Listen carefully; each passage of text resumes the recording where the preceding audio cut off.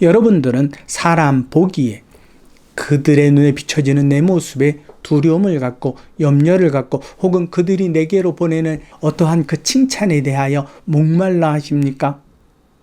그렇다면 우리의 생각은 믿음 안에서 반드시 하나님께로 바뀌어져야만 합니다.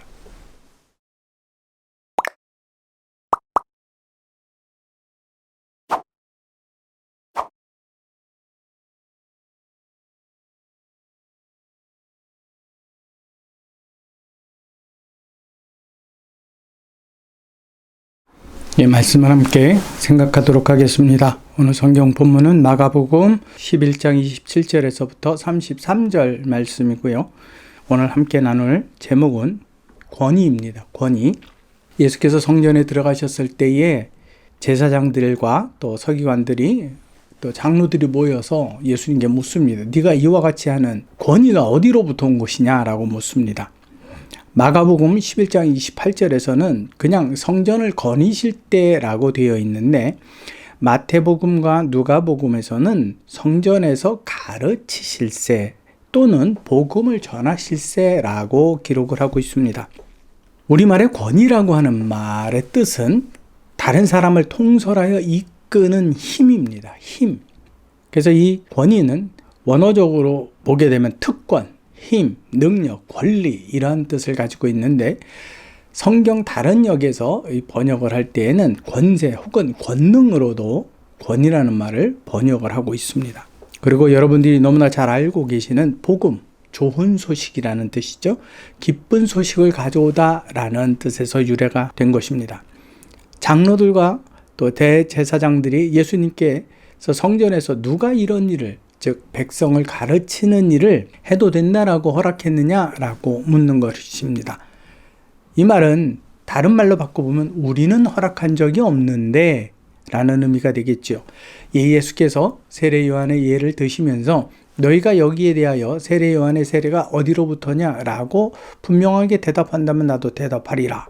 그리고 반문을 하십니다. 그러나 그들은 대답을 하지 못합니다. 하지 못한 것인지 하지 않은 것인지는 정확하지 않습니다. 분명히 하지 않은 것으로 우리는 알 수 있습니다. 성전에서의 그 모든 책임은 율법적으로 아론의 자손들이 레위 지파가 그것을 담당하게끔 되어 있습니다. 출애굽기 28장 41절에 보면 너는 그것들로 내 형 아론과 그에 함께한 그의 아들들에게 입히고 그들에게 기름을 부어 위임하고 거룩하게 하여 그들의 제사장 직분을 내게 행하게 할지며 뿐만 아니라 성전에서 그 모든 기물들을 손으로 들고 나르고 할 수 있는 것도 모두 레위 지파의 소관이었습니다. 그러나 예수님은 어디로부터인지 도대체 이분이 성전에 와서 왜 이러한 일들을 해야 하는지 도무지 이해할 수가 없었습니다. 지난 주일날 같이 나누었던 말씀은 바로 그 성전을 정결케 하신 일이었습니다. 그들이 알 수 있는 것은 단지 다윗의 자손으로서 갈릴리 출신이라는 것 외에는 그들은 밝혀낼 수가 없었습니다. 우리는 이 본문을 통해서 생각해야 될 문제가 한 가지 있습니다. 왜 그들은 즉 제사장들과 또 장로들은 예수님의 이와 같은 일, 성전에서 가르치시는 일에 대해서 성전을 정결케 하시는 일에 대해서 왜 이렇게 민감하게 반응을 했던 것일까라는 문제입니다. 그들은 삐뚤어진 자기 생각에 몰두하게 된 것입니다. 백성들이 자신들의 권위는 인정해 주지 않습니다. 그러나 예수님의 권위를 인정해 주고 있습니다. 곧 그가 메시아라면 우리의 자리가 어떻게 되겠느냐라는 거죠. 그들이 가지고 지금까지 누려왔던 그 지위를 계속 유지할 수 있겠느냐라는 것입니다. 자신들은 이 밥그릇 싸움에서 밀릴까봐 이것은 단순히 먹고 마심의 문제가 아닙니다. 백성들로부터 받는 존경심도 여기에는 큰 몫을 하고 있는 것입니다. 이에 성경에서 시기와 질투에서 비롯된 것이라고 우리는 생각할 수 있습니다. 하나님의 질서를 따르지 않는 그들의 생각, 즉 무질서에서 온 원죄의 영향입니다. 사람에게는 누구나 다 가지는 아주 보편적인 본성으로서 볼 수도 있지만 이 무질서가 가지고 온 시기와 질투는 죄를 낳게끔 되어 있습니다. 자신들은 하나님께로부터 직접 그 성전을 지키는 권위를 받았는데 예수는 어디로부터 받았느냐라는 거지요. 거기에 대해서 예수가 갖고 있었던 그 가르침의 권위, 백성들의 존경을 받는 그 권위에 대하여 그들은 시기와 질투를 가졌다라는 말입니다. 여러분, 성전이 하나님의 집이라고 그들은 믿고 또 거기에 봉사를 합니다. 그렇다면 그 집은 하나님이 직접 관리하고 다스림이 마땅하지 않습니까? 누구를 위임하든 누구를 임명하든 그것은 하나님의 몫입니다. 그러나 이들은 우리에게 주어진 것을 결코 빼앗길 수 없다라는 아주 단호한 시기와 질투 속에 자기를 가두어 버리고 말았습니다. 이런 일은 교회에서, 오늘날 우리 교회에서도 쉽게 볼 수 있는 모습입니다. 교회의 직분의 계급화를 말을 하는 것입니다. 하나님 편에서 볼 때 교회의 모든 직분은 교회를 통해 오직 하나님의 일하심에 대한 봉사의 의무를 맡겨주신 겁니다. 그런데 그것을 우리는 계급으로 나누어 버렸습니다. 하나님이 잘못입니까? 하나님께서 그것을 계급으로 누리라고 주신 겁니까? 봉사의 의무로 주신 것입니다. 그런데 우리는 그것을 윗자리, 아랫자리로 나누어 버렸습니다.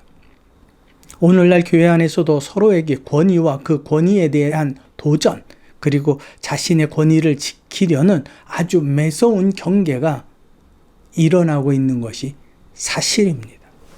욥은 이렇게 대답합니다. 욥기서 1장 21절에서부터 22절에 보니 이르되 내가 모태에서 알몸으로 나와 싸운즉 또한 알몸으로 그리로 돌아가올지라 주신 이도 여호와시요 거두신 이도 여호와시오니 여호와의 이름이 찬송을 받으실지니이다 하고 이 모든 일에 욥이 범죄하지 아니하고 하나님을 향하여 원망하지 아니하니라.